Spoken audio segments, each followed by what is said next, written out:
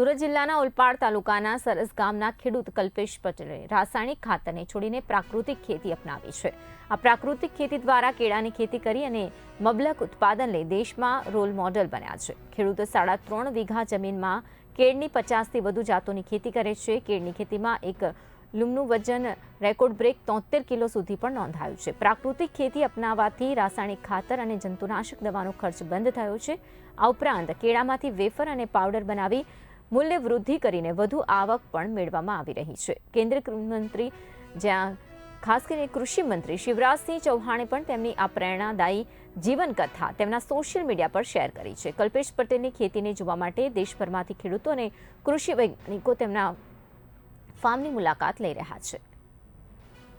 કલ્પેશ પટેલ, ગામ સરસ, તાલુકો ઓલપાડ, જિલ્લો સુરત।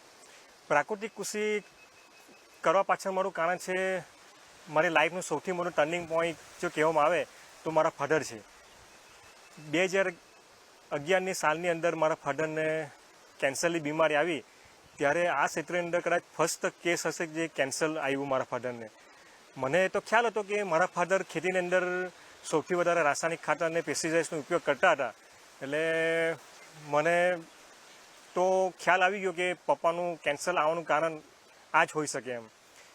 તો 2011ની સાલની અંદર હું ત્યારે નાનો હતો, એટલી મેચ્યોરિટી નહીં હતી, પણ એક મનોમન એક દિમાગની અંદર એક ઠોસ બેસાઈ દીધેલી હતી કે આપણે એક ઝાડ રોપવું છે, તેની પર એક ફ્રૂટ આવશે ચાલશે, પણ એ વિધાઉટ કેમિકલનું ને વિધાઉટ પેસ્ટિસાઇડ્સનું હોવું જોઈએ।